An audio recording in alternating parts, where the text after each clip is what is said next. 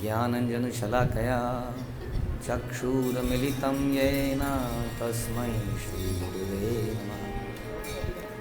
श्रीचैतन्यमनोभीष्टं स्थापितं येन भूतले स्वयं रूपः कदा मह्यं ददाति स्वपदान्तिकम्। वन्देऽहं श्रीगुरौ श्रीयुतापदकमलं श्रीगुरुं वैष्णवांश्च श्रीरूपं साग्रजातं सहगं रघुनाथान्वितं तं सजीवं साद्वैतं सावधूतं परिजनसहितं कृष्णचैतन्यदेवं श्रीराधाकृष्णपादान् सहगं ललिता श्रीविशाखान्वितांश्च हे कृष्णकरुणासिन्धु दीनबन्धु जगत्पते गोपेश गोपिकान्त राधाकान्त नमस्तुते। तप्त कांचन गौरांगी राधे वृंदावनेश्वरी वृषभानुसुते देवी प्रणमामि हरिप्रिये।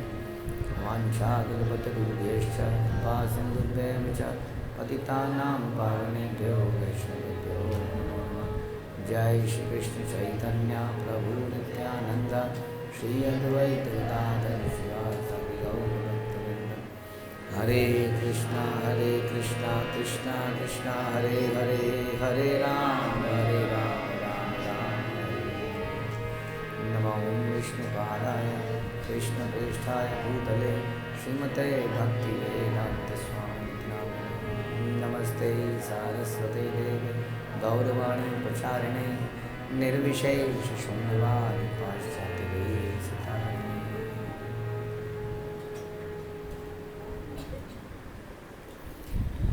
हरे कृष्णा।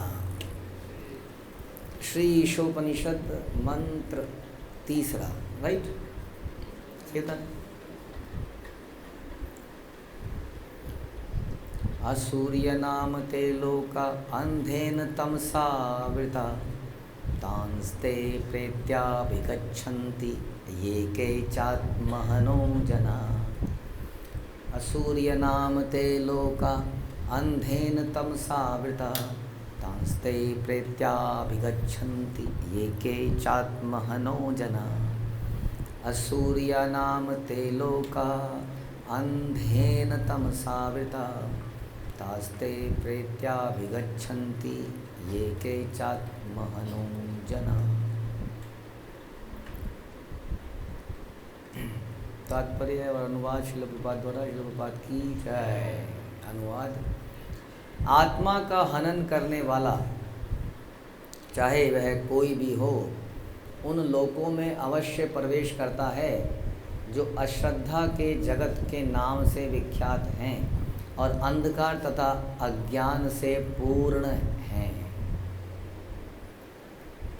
आत्मा का हनन, हनन मतलब मारने वाला।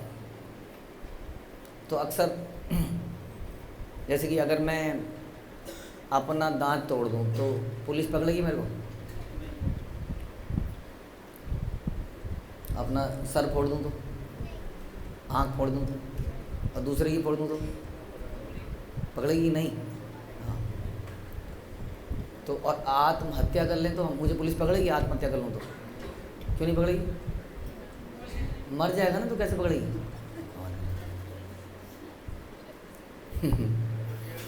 और बच गया तो कुछ तो पनिशमेंट तो होगी, ऐसे तो नहीं, कुछ तो होगा। तो आत्मा का हनन करना मतलब किसी को मार देना। उस आत्मा का हनन तो हो ही नहीं सकता है।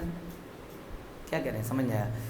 इसका मतलब शायद ऐसा होगा कि किसी जैसे बकरे को मार देना, मुर्गे को मार देना, तो एक प्रकार से ऐसा समझ सकते हैं।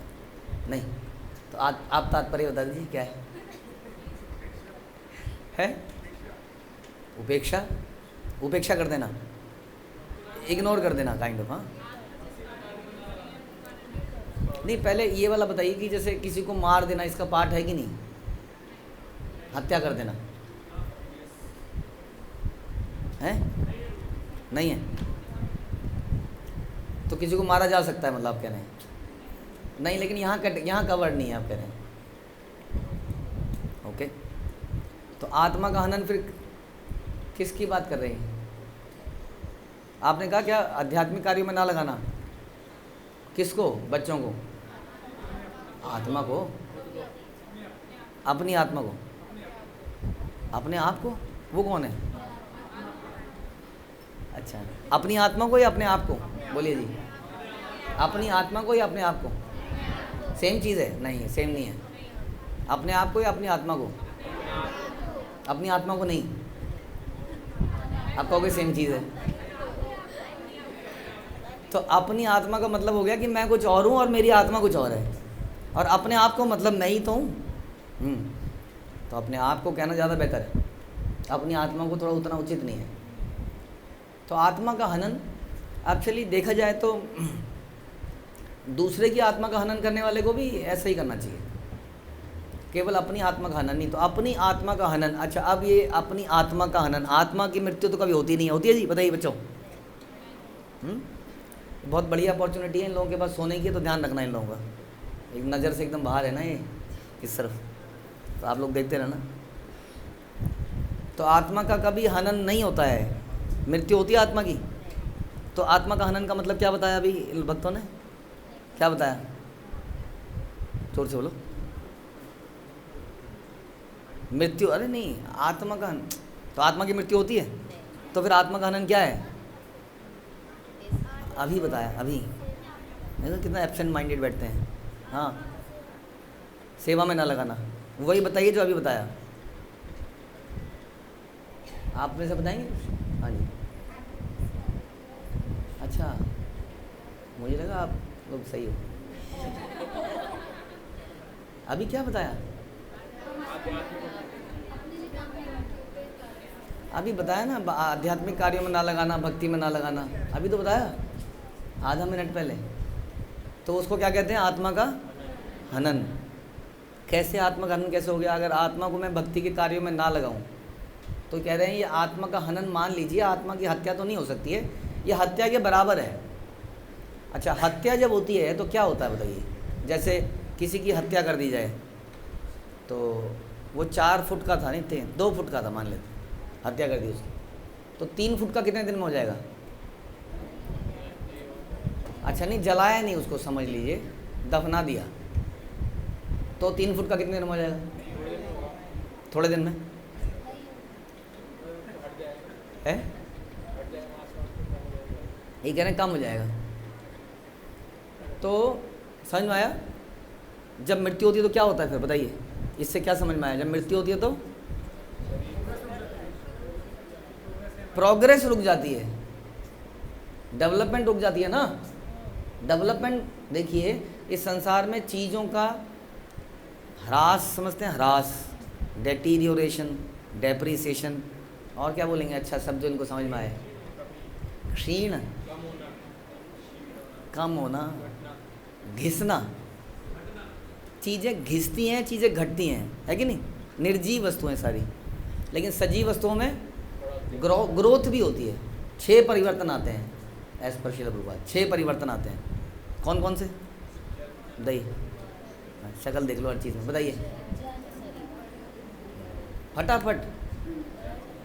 बर्थ, बर्थ और growth. What is growth? Birth के बाद क्या? अच्छा सीधा बुढ़ापा, वाह।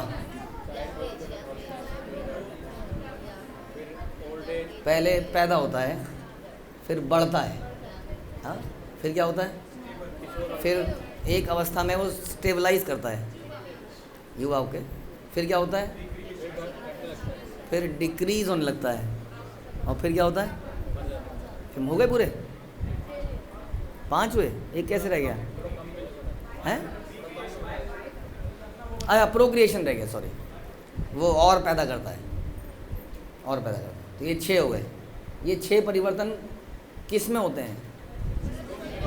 जिसमें आत्मा होती है उसी के अंदर ये 6 परिवर्तन होते हैं। तो कंप्यूटर में ये चीज़ें आएंगी 6। कंप्यूटर में क्या आएगा?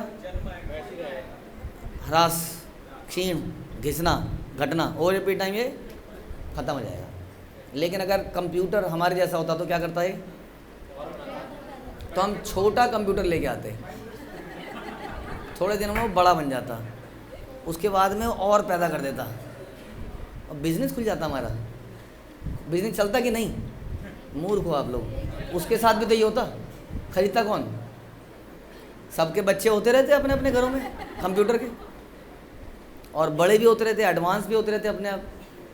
फिर वो थोड़ा बच्चे पैदा करते, फिर वो स्टेबलाइज होते, फिर वो घिसते और फिर वो मर जाते, लेकिन तब तक उनके बच्चे बड़े हो जाते, फिर उनके बच्चे दूसरे बच्चे पैदा करते, जैसे कि हमारे साथ हो रहा है, हम सबके साथ। तो ये चीज़ किस में नहीं होती? निर्जीव वस्तुओं में ये परिवर्तन नहीं होते हैं। जिसमें आत्मा है उसमें ये परिवर्तन होते हैं। ठीक है जी, क्लियर है? ओके। अब हमने आपको बताया कि हनन में क्या होता है, हत्या में क्या होता है। फिर से आइए, हत्या में क्या होता है? हत्या में ग्रोथ रुक जाती है। ठीक है, तो किसी चीज़ को ऐसे तोड़ देंगे तो मतलब समाप्त कर देंगे तो उसकी ग्रोथ, आदमी को मार दिया तो उसकी ग्रोथ रुक गई, समझ में आया? तो आत्मा का हनन क्या हुआ? आत्मा की प्रोग्रेस रुक जाए, क्योंकि आत्मा भी, आत्मा के लिए एक श्लोक है कि कौमारम यौवनम जरा, कैसे श्लोक है? देहिनो अस्मिन यथा देहे कौमारम। आत्मा में ग्रोथ होती है, वो कुमार अवस्था से, बिल्कुल गलत जवाब। आत्मा में कभी ग्रोथ होती नहीं है। क्या हो गया आप लोगों को? देहिनो अस्मिन, देही में, देहिनो अस्मिन, देह में ग्रोथ होती है, आत्मा में ग्रोथ होती है। आत्मा का साइज क्या है? जब आत्मा पैदा होती है तो 1/10,000 और मरने तक 1/1000 सेम ही रहती है। तो ग्रोथ कहाँ से होगी बताना जरा। फिर कौमरम यौवनम जरा क्या हुआ फिर, है ना? तो फिर आत्मा की ग्रोथ का क्या मतलब हुआ? कि आत्मा की हनन का मतलब आत्मा की ग्रोथ को रोक देना। आप समझ लीजिए कि आत्मा को अपने घर पे वापस जाना है। हाँ, हमारी गाड़ी बढ़ रही थी तेज़ी से, रास्ते में किसी ने चक्का जाम कर दिया, हड़ताल या कुछ भी, और उन्होंने रोड ब्लॉक कर दी। अब आप वहीं पे फंस गए तो आपकी ग्रोथ रुक गई ना। आपको जाना था वहाँ पर लेकिन जा नहीं पाए। वैसे ही आत्मा को कहाँ जाना था? आत्मा को भगवत धाम जाना था। आपको कहाँ जाना था? आत्मा के साथ ना, आत्मा के साथ नहीं जाना, हम ही आत्मा है। तो हमें कहाँ जाना था? भगवत धाम। लेकिन क्या हो गया? किसी ने उस ग्रोथ को रोक दिया, किसी ने, कोई भी हो सकता है वो। तो उस व्यक्ति पे क्या इल्ज़ाम लगेगा? हत्या का आरोप लगेगा, मर्डर केस चलेगा उसके पास। कौन चलाएगा? यहाँ संसार वाले नहीं चला पाएंगे, ये भगवान की अदालत में चलाएंगे। कहाँ पे होगा ये होगा अंधकार और अज्ञान से पूर्ण लोकों में, अंधतामिश्र उन लोकों में जाके होगा।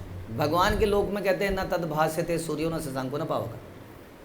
और यहाँ पर भी लाइट है, भगवान की दिव्य ब्रह्म ज्योति तो हम नहीं देख पा रहे हैं यहाँ, लेकिन यहाँ लाइट है। वो अंधता, वहाँ पे क्या होगा? कोई लाइट नहीं। अब सोचो, आप पहाड़ों में गए कभी? पहाड़ों में आप जा रहे हो रात को और कोई लाइट नहीं है, ये टॉर्च भी नहीं है आपका मोबाइल का, और आप चल रहे हो, आप पहाड़ी पे हो रात को। आप बताओ क्या होगा? क्या खतरा है? भयंकर खतरा है। और गिर के कहाँ जाओगे, किसको बुलाओगे? वहीं पे पड़े रहोगे, वहीं पड़े रहोगे। समझ में आ रही बात? तो ऐसे लोगों में क्या होगा? उसके ऊपर केस चलेगा। तो केस की सुनवाई के लिए माना उसको आना है अदालत में, लेकिन रास्ते में क्या है? अंधेरा है, अदालत में नहीं पहुंच पाएगा। अदालत में पहुंचने से पहले कई बार मर जाएगा, गिरेगा, और फिर उसके समन जारी होंगे, रास्ते में पीटेंगे, आया क्यों नहीं? तो तड़ाक तड़ाक, आ तो रहा था, लाइट है यहाँ पे। सच बता रहे हैं, बड़ी दयनीय स्थिति हो जाएगी। कोर्ट केस चलेगा लेकिन पहुँच नहीं पाएगा। कौन जाएगा वहाँ पर पिटने के लिए? कौन जाएगा? जो आत्मा के ग्रोथ को रोक देगा, यानी कि जिसके ऊपर आत्मा के हनन का आरोप लगा है। क्लियर हो गया? हाँ, यही तो क्वेश्चन है कि वो कौन है? कौन है वो बताइए। आप ह्यूमिलिटी से हर चीज़ में हम बोलेंगे, लेकिन वो कौन है? मन तो नहीं हो सकता है जी, मतलब मन है चलो ठीक है, लेकिन कौन है वो? मतलब कौन, किस पे केस चलेगा? आत्मा के हनन वाले पे जो ग्रोथ रहा। अच्छा, दूसरी तरह से पूछते हैं, आत्मा की ग्रोथ को, प्रोग्रेस को कैसे रोका जा सकता है? ये कौन कौन रोकता है आज की डेट में? कौन कौन? संबंधी का नाम बताइए। माता पिता ग्रोथ को रोकते हैं अपने बच्चे की, वो तो हॉर्लिक्स पिलाते हैं। शरीर की ग्रोथ, अंडा संडे और मंडे रोज खाओ अंडे, तो उससे ग्रोथ नहीं होती? होती है। अरे उससे तो ग्रोथ रुक जाती है। हाँ, तो किन किन कारणों से ग्रोथ रुकती है फिर? कौन से ऐसे कार्य हैं जिससे आत्मा की ग्रोथ रुक जाती है? बड़ा सिंपल आंसर है, जो भी भक्ति के विरुद्ध कार्य हैं उनसे आत्मा की ग्रोथ रुक जाती है। और जो भी व्यक्ति भक्ति के कार्यों से किसी को रोकता है, बोला हम थोड़ी रोक रहे हैं, ये करता ही नहीं, तो क्या होगा? तो वही होगा जो कुछ दिन पहले आपको बताया था कि कोई व्यक्ति को आग लगी हुई है और वो भाग रहा है, और हम कह रहे हैं हमने थोड़ी लगाई है, हम उस पर पानी नहीं डाल रहे हैं, हम कह रहे हैं हमारे क्या मतलब, हमने थोड़ी लगाई आग, राइट? तो अगर हम ऐसा कहते हैं कि हम क्या करें, तो हम भी आरोपी माने जाएंगे उस अदालत के अंदर। समझ में आया? तो इसलिए ऋषभदेव कहते हैं गुरु न सस्याद माता न सस्याद पिता न, कह रहे हैं पिता मत बनो भैया, बड़ा खतरनाक काम है माता पिता बनना, मत बनो। माता पिता सबसे पहले वहाँ लाइन में खड़े होंगे, कहाँ? उस अंध तामिश्र उन नरकों में, उनके ऊपर आरोप क्या लगेगा? मर्डर का। दफ़ा 302 यहाँ है, वहाँ पे कुछ लगेगी। तो क्या मर्डर किया उन्होंने? उन्होंने अपने बच्चों को भगवान की भक्ति में नहीं लगाया, तो उनके ऊपर आरोप लगे। अगर वही कहेंगे हमें पता ही नहीं था, फिर तो कहते पिताजी बनने को किसने, तड़ाप से पड़ेगा एक जोर से। बाप बनने को किसने कहा था? बड़ा शौक करा था, एक थप्पड़ पड़ेगा माँ के भी। किसने कहा था? बच्चा चाहिए बच्चा चाहिए, किसने कहा था? सच बात बता रहे हैं हम आपको, ये शास्त्र बताते हैं ऐसी बातें, बड़ा खतरा। इसीलिए तो श्लोक बोला ऋषभदेव ने, पिता न सस्याद माता न, माता मत बनो पिता मत बनो, और गुरुजी बिल्कुल मत बनो, बिल्कुल मत बनो गुरुजी। यदि आप अपने डिपेंडेंट लोगों को जन्म मृत्यु के बाहर नहीं निकाल सकते, यदि आप उनको प्रेरणा नहीं दे सकते, तो अब वो ना करे तो आपकी जिम्मेदारी नहीं है। आपकी जिम्मेदारी क्या है? कि निरंतर प्रेरणा देते रहो, करो करो करो करो। करता क्यों नहीं है? हमारी निरंतर प्रेरणा रहती है। होमवर्क क्यों नहीं करता है? नंबर क्यों नहीं लाता है? रहती है कि नहीं? आप बता दीजिए। जैसे हमारे बच्चे माला में चकमा कर रहे हैं, हमें मालूम ही है चकमा कर रहे हैं, लेकिन कोई स्ट्रेस किसी को है। अब हम देखो, हम रोज़, आप कई लोग तो हमसे परेशान है, पर इतने परिवर्तन क्यों होते हैं? क्यों करते हैं इतने परिवर्तन? किसी तरह से कोशिश करते हैं कि इसको करा के छोड़ेंगे। ऐप ले आओ, ये कर दो वो कर दो, नहीं इसके सामने कोई बैठो, ये करो, सवेरे नहाते, टॉयलेट के अंदर एक आदमी बैठो, टॉयलेट के अंदर भी एक आदमी जाता है हमारा, क्योंकि बच्चा टॉयलेट से निकलता ही नहीं है सवेरे सवेरे।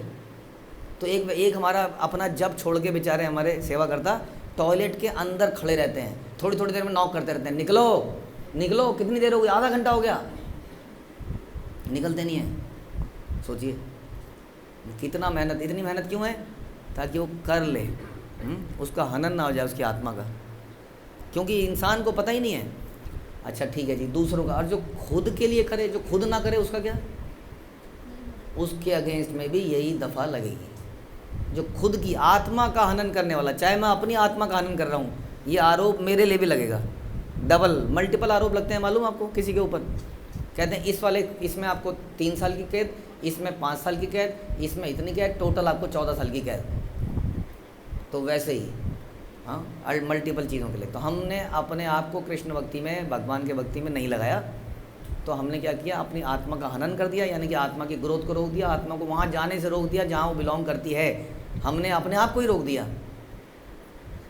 अपने आप को रोक दिया। जैसे कि हमने आपको बताया था, किसी ने आत्महत्या अटेम्प्ट करी लेकिन मरा नहीं, मर गया तो क्या ही होगा? मरा नहीं तो पुलिस वाले क्या करेंगे उसके साथ? करेंगे उसका काम, हाँ, क्यों? गैर कानूनी है। समझ में आया? इसी तरह से यदि हम भी भक्ति, तो इसका मतलब क्या हुआ? भक्ति इज़ नॉट करनी चाहिए, ऑप्शनल है। जी मुझे समझ नहीं आ रही है, जिस दिन हम समझ में आएगी, नहीं नहीं वो तो उतनी देर में तो कितने खड़े हो जाएंगे रिएक्शन। भक्ति करना अनिवार्य है, मैंडेटरी है, नहीं तो हमें पाप लगेगा, आरोप लगेगा, केस चलेगा, हमारी पिटाई होगी।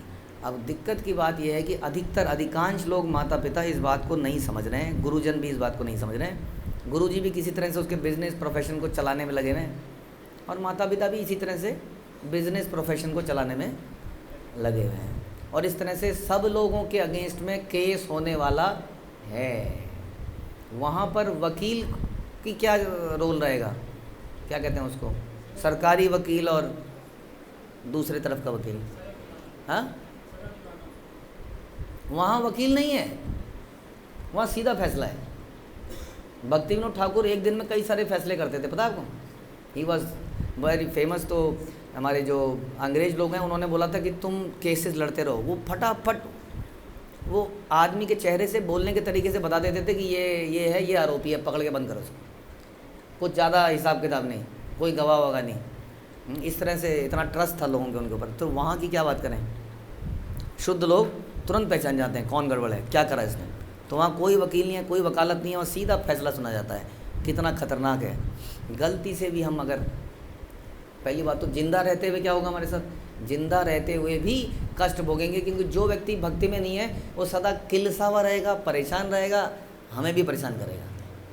इसीलिए हमने अपने डिपेंडेंट्स को, बच्चों को इत्यादि को भक्ति में नहीं लगाया, तो आगे जाके वो हमारा सर खाएंगे। हाँ, कहेंगे बुड्ढे मरता क्यों नहीं है, आपस में बात करेंगे, किसी दिन आपको सुनाई दे जाएगा, आप उस दिन रोएंगे बहुत देर तक।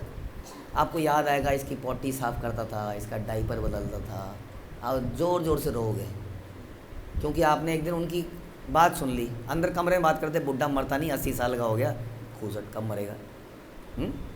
क्या होगा आपके ऊपर, क्या बीतेगी सोचिए। तो ऐसा, तो जीते जी भी हमारे साथ बुरा होगा, और मरने के बाद तो हमारे, हम वहाँ रोते हुए पहुँचेंगे, भगवान मेरे साथ बहुत बुरा हुआ, ऊपर से तड़ाक। हम लोग हमदर्दी लूटना चाहते हैं, हमदर्दी नहीं, हमदर्दी लूटना चाहते हैं हम हमेशा, लेकिन वहाँ ऐसी हमदर्दी का कोई स्थान नहीं है।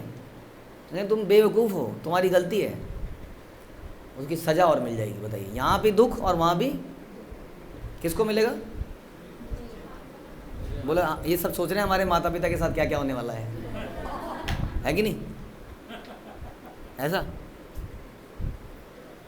अगर माता पिता प्रयास कर रहे हैं और वो फिर भी नहीं करता है, तो उसके साथ क्या होने वाला, ये सोचो। अब क्या इनको डबल सज़ा नहीं मिलेगी कि इतने प्रयास के बाद भी क्या किया।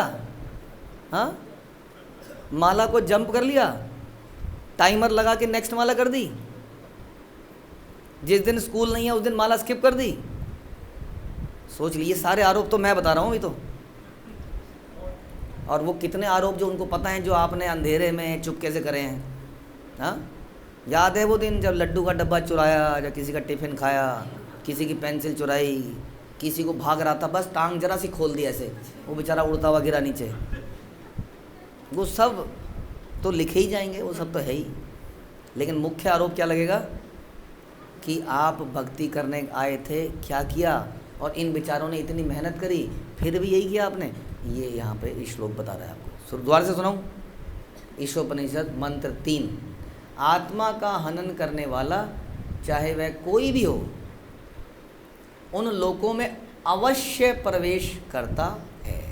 क्या शब्द इंपॉर्टेंट क्या है यहाँ, अवश्य करता है, कोई तो है ही, लेकिन डेफिनेटली मैंडेटरली वो व्यक्ति जाएगा। कहाँ जाएगा, उन लोकों में। किन लोकों में, जहाँ पर अश्रद्धालु लोग हैं, सारे के सारे गुंडे बदमाश, अंधकार है, अज्ञान भरा पड़ा है, ऐसे लोगों में वो जाएगा।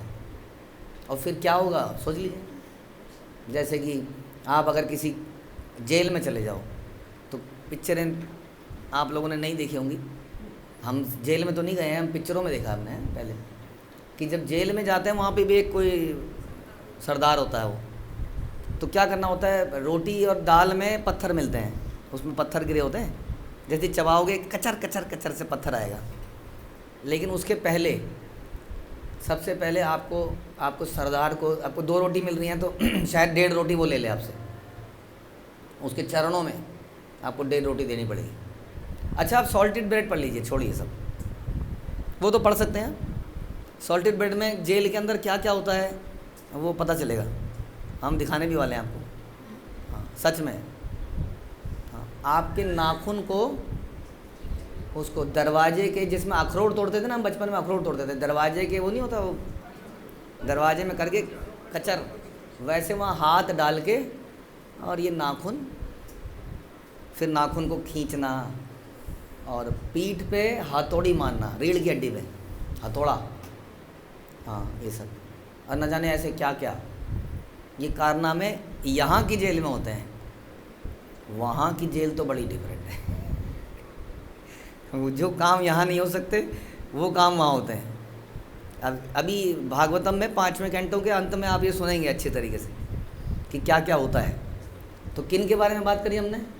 जो जिनको सारी अपॉर्चुनिटी दी जा रही है कि ग्रोथ करो, चलो आगे बढ़ो, लेकिन वो नहीं कर रहे हैं। उनके लिए इसलिए कह रहे हैं चाहे कोई भी हो, चाहे बच्चा भी हो। हाँ, आत्मा तो ना तो बच्चा है ना बूढ़ा है, आत्मा तो आत्मा है। इसलिए उस सब को ये करना पड़ेगा। फिर से सुनिए, जो आत्मा का हनन करता है, आत्मा का हनन का मतलब जो आत्मा को भगवान की तरफ जाने से रोकता है, चाहे खुद की चाहे दूसरे की। तो न केवल बच्चे, इसमें वो सब लोग आ गए जिनको आप प्रचार नहीं कर रहे हो। जितनी आपकी शक्ति है उतना तो करना ही है। अब आप कहोगे हम क्या दुनिया में जाके बोल दें? दुनिया में नहीं बोलिए, लेकिन कुछ तो बोलिए। किसी को तो गीता बांटिए, किसी को तो भागवतम बांटिए, किसी को तो कक्षाओं से जोड़िए। हाँ, कोशिश तो करिए, तब जाके। तात्पर्य में प्रभु बताते हैं, मनुष्य जीवन अपने भारी उत्तरदायित्वों के कारण पशु जीवन से भिन्न है। मनुष्य जीवन में भारी उत्तरदायित्व हैं, भारी। जैसे कि बच्चे को अगर इंजीनियरिंग करानी है तो anything between 10 lakhs to 40 lakhs, हाँ, भारी उत्तरदायित्व नहीं है। डॉक्टर कराना हो तो anything between 1 crore to 2 crore। ये सच बात बता रहे हैं हम आपको। हाँ, और उसके पहले की ट्यूशन्स और स्कूल की फ़ीस और वो सब तो अलग ही मैटर है। उसके बाद भारी उत्तरदायित्व हो गया शादी कराना। 10 लाख से 1 करोड़, या मैं तो अपने मन से 1 करोड़ कह रहा हूँ, लोगों तो पता नहीं कितना कितना करते हैं। तो 10 लाख से लेकर 1 करोड़ के बीच में भारी उत्तरदायित्व। उसके अलावा आप बता दीजिए भारी उत्तरदायित्व क्या क्या है? घर, वो घर खरीदना, उसकी पूरा जीवन उसकी किस्त चुकाना, कितना भारी उत्तरदायित्व। और गाड़ी, गाड़ी का उत्तरदायित्व। जब तक आपने गाड़ी और घर की किस्त जा रही थी तब तक क्या पता चला? नौकरी चली गई। नौकरी तो जा रही है आजकल। तो भारी, कितना भारी उत्तरदायित्व है। तो इसलिए बता रहे हैं मनुष्य जीवन अपने भारी उत्तरदायित्वों के कारण पशु जीवन से भिन्न है। पशुओं पे ये सारे उत्तरदायित्व हैं। बच्चे की पढ़ाई के लिए बंदर कुत्ता कुछ पैसा जोड़ रहा है, हाँ, घर लोन पे ले रहा है, और शादी कराने के लिए अपने बच्चों की कुत्ता बिल्ली। अच्छा, क्या बचा? और बीमारी के लिए कौन सा बेस्ट हॉस्पिटल है जहाँ पर single sharing, double sharing, private room, कुत्ता बिल्ली, कोई चिंता कर रहा है? तो भारी उत्तरदायित्व है उनके ऊपर। फ्री नहीं है? कितने फ्री हैं? तो बताइए क्या बेटर है, मनुष्य बनना या जानवर बनना? इस हिसाब से तो जानवर बनना बेटर है। ओके, अगर ये लिटरल सेंस में भी लिया जाए, सांसारिक रूप से, तो भारी उत्तरदायित्व मनुष्य के पास ज़्यादा है इस संसार में। लेकिन अगर इसको टेक्निकली समझा जाए सही तरीके से, तो भारी उत्तरदायित्व क्या था? खाने पीने से अलग, ईटिंग मीटिंग स्लीपिंग डिफेंडिंग से कुछ अलग उत्तरदायित्व है, इसलिए कहा भारी उत्तरदायित्व है। और वो उत्तरदायित्व क्या है? Going back to godhead, भगवान के धाम में वापस जाना। यह हल्का उत्तरदायित्व है? नहीं, बहुत भारी है, सहज नहीं है। हमारे को आदत पड़ गई है संसारी, इसलिए माला जपने में आनंद नहीं आता है, सवेरे उठने में मज़ा नहीं आता है। हाँ, जिस दिन थोड़ा 5-6 बजे सो लिया अच्छा लगता है, हाँ आज नींद पूरी हो गई, वगैरह वगैरह। बड़ा मुश्किल काम है, भारी उत्तरदायित्व है। रीडिंग करना कितना उत्तरदायित्व भारी है कि नहीं? तो इस प्रकार से मनुष्य जीवन अपने भारी उत्तरदायित्व के कारण पशु जीवन से भिन्न है, समझिए। पशु जीवन में कोई उत्तरदायित्व नहीं है। इसलिए जो फ्री रहना चाहता है, जो कई बार कहता है इतने नियम क्यों हैं, उसको क्या करना चाहिए? उसको पशु का जीवन जीना चाहिए। ये बड़ा क्लियर है, आप अच्छे से कभी इसको समझेंगे तो समझ में आएगा आपको। कि जो फ्रीली रहना चाहता है विदाउट एनी रूल्स, उसको मनुष्य नहीं जानवर बनना चाहिए, उसमें वो ज़्यादा इन्जॉय करेगा, ज़्यादा आनंद लेगा। सच्ची बात है। इसलिए वो व्यक्ति क्या करे, इस जीवन में ऐसे जघन्य अपराध करे कि वो पशु दुनिया में सीधा जाए और उसके बाद आनंद ही आनंद, आनंद ही आनंद, है कि नहीं। और किसी दिन मस्ती में झूमता हुआ किसी बिच के साथ घूमा, उसने मज़े किए, उसके बाद ऐसे घूमता हुआ जा रहा था, हाँ, अचानक से उसने देखा सामने लाइटें आ रही हैं, उसको समझ नहीं आया क्या करूं। वो इधर गाड़ी, इधर वो उधर गाड़ी, उधर, थोड़ी देर में पचा। ऐसा देखा आपने सड़कों पे, हाईवे पे देखे ऐसे। उसके बाद खुजली से उसका कान लटक लटक लटक के गिर गया, ऐसा देखा आपने। शरीर गल रहा है खुजली से। बहुत समस्याएं हैं। जानवरों का जीवन भी बहुत कसदा है क्या, अदरवाइज़ तो लगता है नियमों के विरुद्ध है, मतलब नियमों को पालन नहीं करता है। तो इंसान के साथ ऐसा होता है, हाँ, इंसान भी सड़कों में ऐसे ही कुचल जाता है, कई बार कुचल जाता है, बढ़िया बढ़िया गाड़ी में भी कुचल जाता है। बीमारी में इंसान के साथ ऐसा होता है, जैसे मैंने बताया होता है। फिर क्या फ़ायदा हुआ, यही क्वेश्चन है, क्या लाभ हुआ फिर। इसलिए धर्मे न हीना पशुर्भि समाना, धर्मे ही तेषु अधिक विशेष। और वो धर्म क्या है कि गोइंग बैक टू गॉडेड, वही असली धर्म है, भगवान की सेवा करना वास्तव में। इसलिए बता रहे हैं कि मनुष्य जीवन अपने भारी उत्तरदायित्व के कारण पशु जीवन से भिन्न है। जो लोग इन दायित्वों से अवगत हैं और उसी भाव से कार्य करते हैं, वे सुर कहलाते हैं। तो आप सब लोग क्या है, कितना जल्दी बोला, सुर। यस, तो आप अपने दायित्वों से अवगत हैं, करने का प्रयास कर रहे हैं, तो सुर हैं। हम लोग भी सुर बन सकते हैं सर, हाँ, देवता ही नहीं। और जो इन दायित्वों की अवहेलना करते हैं या जिन्हें इनकी जानकारी भी नहीं है, उन्हें क्या कहते हैं, समझ में आया। तो जिसको ये जानकारी नहीं है, उसकी गलती नहीं है, उसकी जानकारी में नहीं है, वो भी असुर है, ये समझ लीजिए। तो असुर कौन हुए बताइए फिर से, असुर कौन है। जिसको अपने दायित्वों का नहीं पता कि उसको भगवान के धाम में जाना है, यही उसका जीवन का पर्पस है, वो कौन है, वो शास्त्र बता रहे हैं कि वो असुर कहलाता है। इसलिए असुर केवल वो नहीं है जो जिसके बाल बड़े हैं, दांत निकले हुए हैं, नाखून हैं, हाँ, कई बार ऐसे लोग भी बड़े अच्छे होते हैं। बताइए कोई ऐसा व्यक्ति जो बहुत अच्छा था। अरे जॉर्ज हैरिसन तो ठीक है भैया, नाखून वाला, दांत वाला कहा हमने, वृत्तासुर, हाँ। और वो जो उस लेडी का नाम क्या है, वो जो लंकिनी,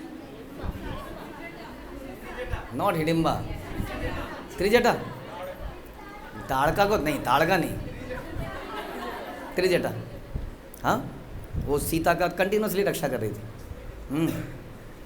तो ऐसा व्यक्ति इसलिए जरूरी नहीं है कि वो राक्षस ही हो।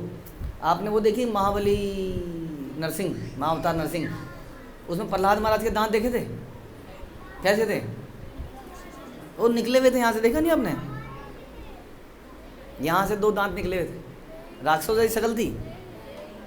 ऐसा नहीं, जाके दोबारा देखना, आज देखेगा आपको, आपकी नजरें है ना, प्रेमांजुनो चोरिता भक्ति विलोचन, देखा ही नहीं आपने। प्रहलाद के राक्षस के दांत बना रखे थे, क्यों, राक्षस पुत्र था ना भैया। तो शरीर डज नॉट मैटर, हाँ। कोई कहता है कि हम मांस क्यों ना खाएं प्रभु जी, हमारे दांत ये देखिए, ये पहना है, वाह जी बड़ा अच्छा लॉजिक है आपका। आप कहोगे मेरा चाकू कितना पहना है, तो घोंप ही देना चाहिए ना फिर तो, मतलब सिंपली इसलिए कि आपके पास इंस्ट्रूमेंट है तो उसको ऐसे इस्तेमाल करेंगे आप, दिस इज इलॉजिकल।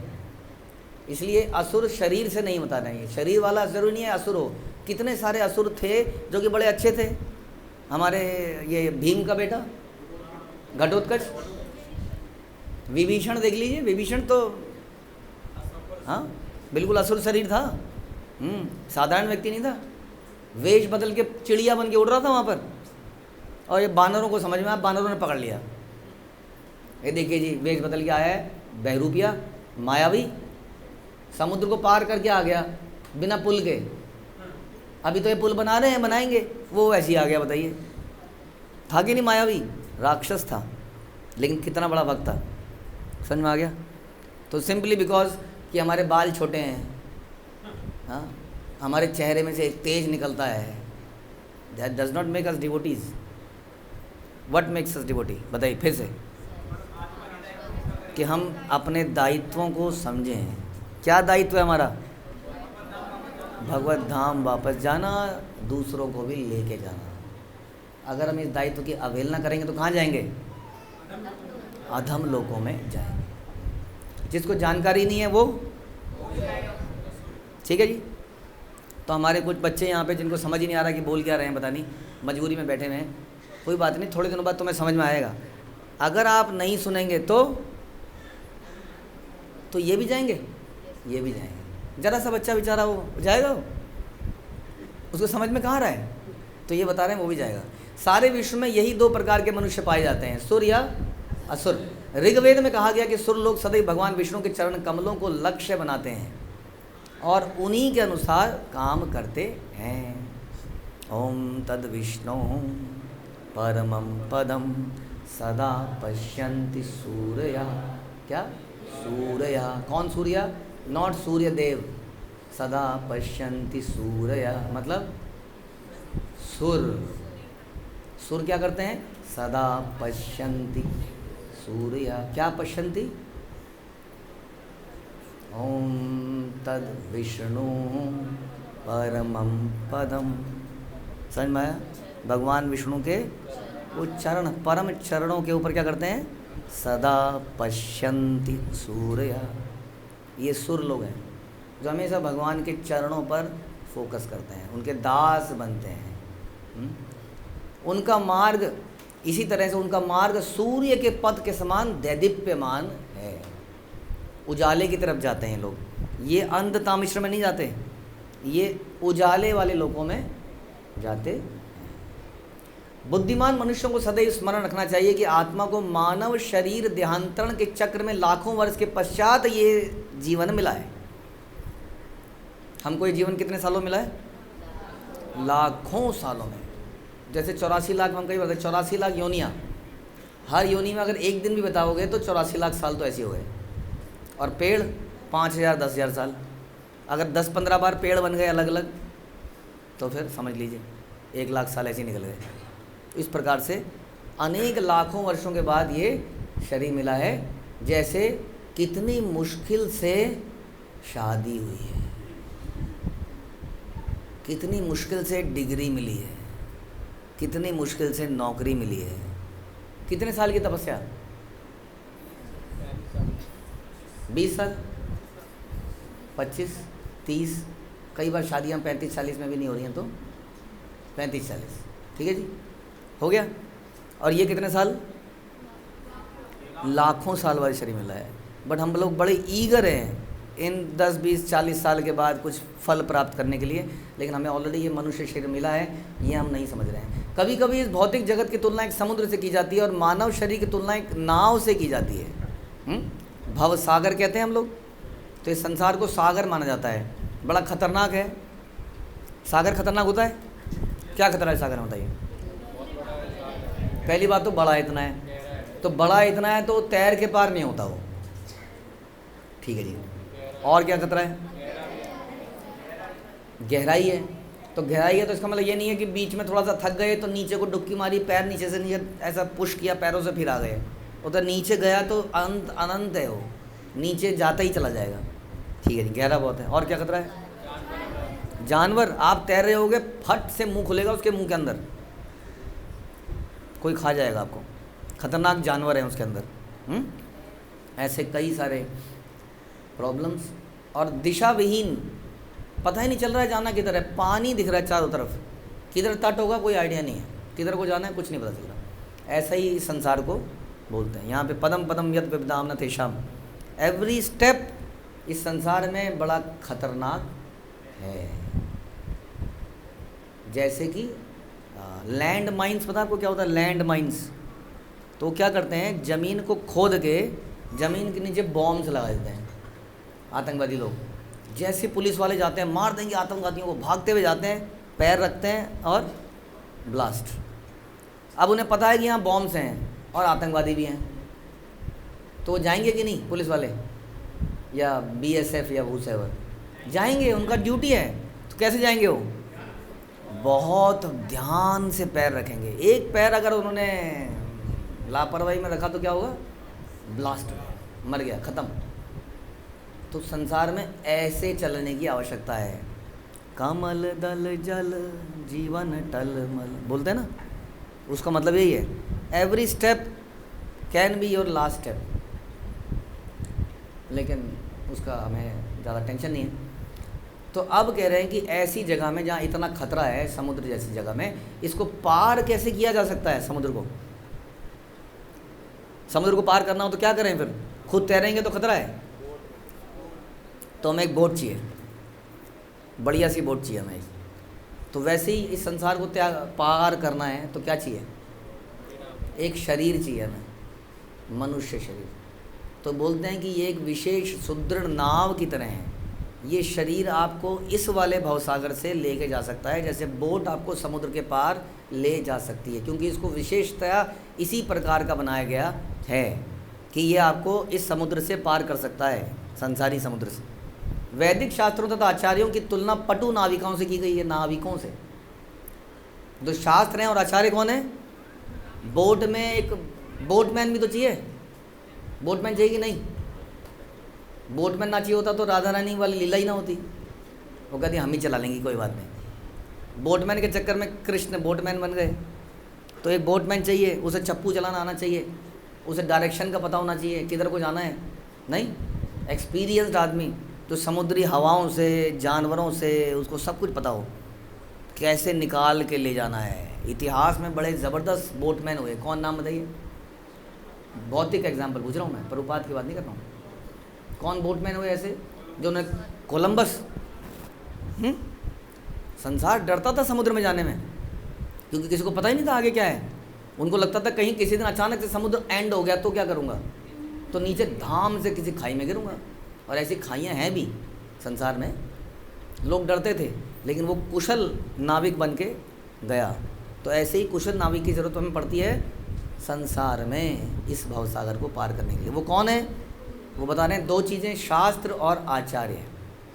वो है, वो बताते हैं ये ऐसे जाना, उधर से ऐसे कर लेना, जीवन में ऐसा होगा तो ऐसा मत करना, जीवन में ये कर लेना, वो कर लेना। ये सारे ज्ञान वो हमें देते हैं। और मानव शरीर की सुविधाओं की तुलना अनुकूल मंद समीर से कही है। मंद समीर अनुकूल, जैसे आपने स्विमिंग करी होगी, कभी करिए स्विमिंग, तो आपने कभी ऐसा किया कि पानी इधर को आ रहा है और आपको उल्टा स्विम करना है, तो क्या होता है बताइए? आदमी बहुत दम लगाता है, छपाक छपाक छपाक छपाक, मुंह ऊपर खोलता है और वहीं का वहीं, और कई बार पीछे ही जा रहा है उल्टा, क्योंकि पानी तेज़ी से इधर को आ रहा है। हाँ, उसी तरह से नाव में आप नाव को तेज़ी से चप्पू चलाओगे, लेकिन अगर हवा वो विपरीत है तो हवा जाने नहीं देगी उसको। आपने देखा है नाव के ऊपर एक वो लगाते हैं ऐसे पर्दा सा, क्योंकि अकेले नाव को चलाना बड़ा भारी है, तो हवा की डायरेक्शन के लिए उसको ऐसे घुमा दिया जाता है कि हवा उसको फंस जाएगी उसके अंदर और उसको पुश करेगी किसी एक डायरेक्शन में। तो बता रहे हैं कि ये जो हवा को मैनेज करने वाली चीज़ है, ये अनुकूल वायु, ये क्या है? मानव शरीर की सुविधाएं हैं। क्या सुविधा है इसमें? जैसे कि मैं बोल रहा हूँ, ये सुविधा है, और आप सुन रहे हैं, ये सुविधा है कि नहीं? कभी सोचोगे इस बारे में तो आपको समझ में आएगा कि कान कितनी विशेष चीज़ है। आपको मालूम है कान में एक लिक्विड होता है, अगर वो लिक्विड ज़रा सा भी इम्बैलेंस हो जाता है तो चक्कर आ जाते हैं आदमी को। हमने कभी सोचा है नाचते हुए, स्विमिंग करते हुए, कि वो लिक्विड अगर हिल गया तो क्या होगा? फिर बड़ा अद्भुत चीज़ है, इसके बारे में इसकी जितनी ग्लोरीफाई किया जाए, कोई साइंस के स्टूडेंट हैं वो अच्छी तरह बता सकते हैं, लेकिन क्या करें, बहुत ही अमेजिंग चीज़ें हैं। कानों के डॉक्टरों से कभी पूछिए ये कान क्या चीज़ है अपने आप में। वैसे ही तो ये सारी चीज़ें क्या हैं? बड़ी फेवरेबल वायु है। केवल सुन नहीं सकता है, सुन के कॉम्प्रीहेंड भी कर सकता है, समझ सकता है, जो कि कुत्ता भी सुनता है। आपने देखा, आप देखिए कुत्ता कभी बैठा होगा ऐसे, आप बोलेंगे, कुछ भी बोलेंगे, हरे कृष्णा, तो क्या करता है वो बताइए? ऐसे नहीं, ऐसे ऐसे।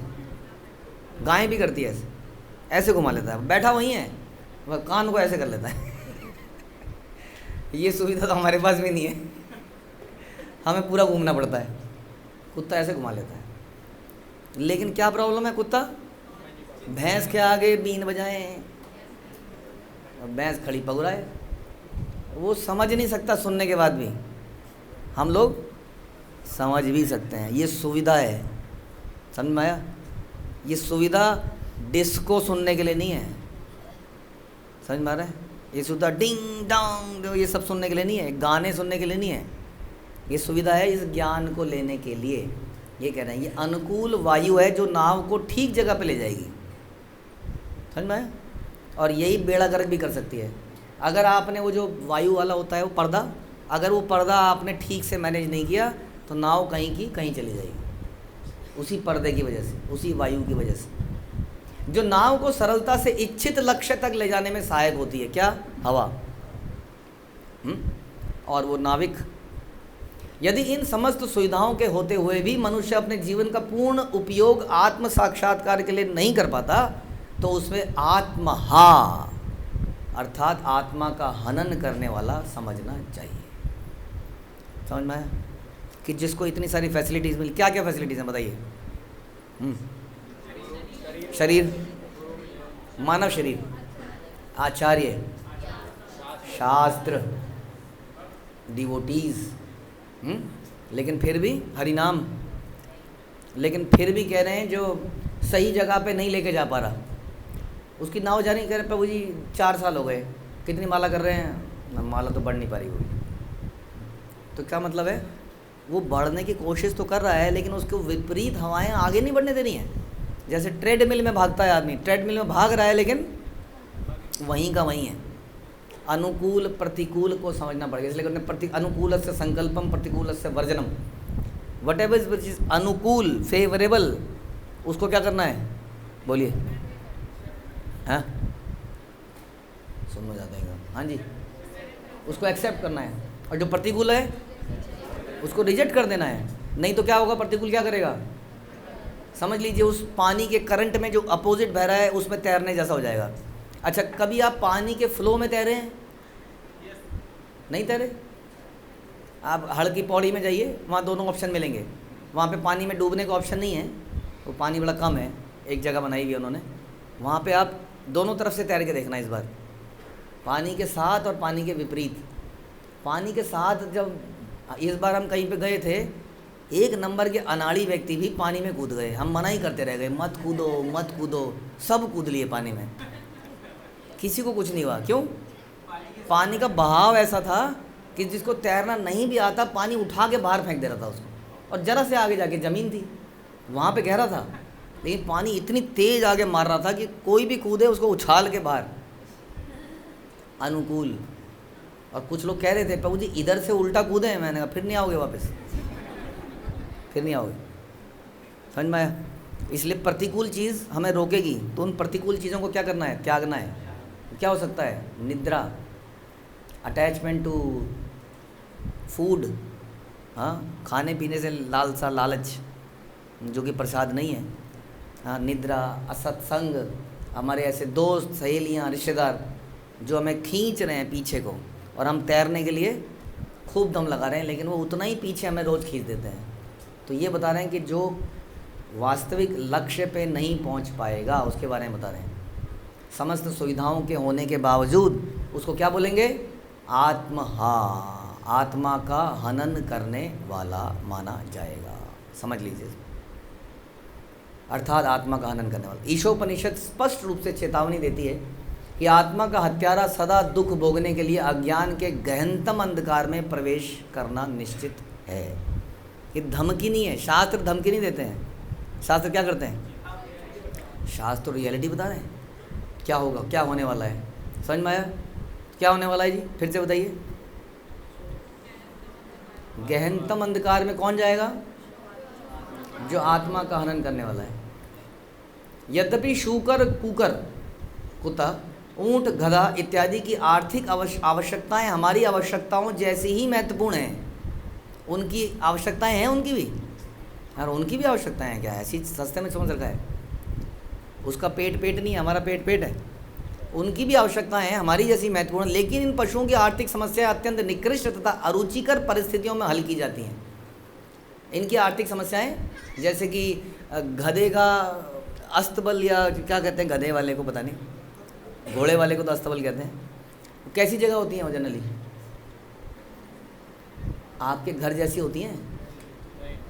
होती है? फर्श वहाँ का ऐसा होता है, दीवारों में पेंट ऐसा होता है, लाइटिंग सिस्टम ऐसे होते हैं, हाँ, एयर कंडीशन लगा होता है? नहीं है। तो उनकी ये जो सुविधाएं हैं, उनकी प्रॉब्लम्स को बड़ा कह रहे हैं अरुचिकर तरीके से उनकी प्रॉब्लम्स को सॉल्व किया जाता है। लेकिन इंसान क्या करता है, अपनी इन प्रॉब्लम्स को बड़ा रुचिकर तरीके से सॉल्व करने में लग जाता है, उसका जीवन इसी में लग जाता है। क्या? अपनी आर्थिक आवश्यकताओं को रुचिकर तरीके से सॉल्व करना, समझ में आया? रुचिकर तरीके से, और पूरा जीवन इसी में बिता देता है। कोई इसमें मना ही नहीं है कि आप घर बनाइए, प्रसाद बनाइए, लेकिन ऐसा नहीं होना चाहिए कि जीवन इसमें चला गया और हम जब करेंगे उसमें आएंगे। टाइम नहीं है। टाइम कहाँ है? पहले ये तो सॉल्व कर लूँ, पहले खाऊं, खाने की प्रॉब्लम सॉल्व करूँ, या आपकी क्लास में आऊँ? बताइए, ऐसा कोई बोले तो क्या करें? आप उसको बोलना मत, लेकिन आपके हिसाब से सही आंसर क्या है? क्यों? क्योंकि उसके खाने की प्रॉब्लम ही इसलिए है कि वो भगवान के पास नहीं है। अगर वो भगवान के पास होता तो उसकी खाने की प्रॉब्लम ही ना होती। यही बात वो नहीं समझ रहा है।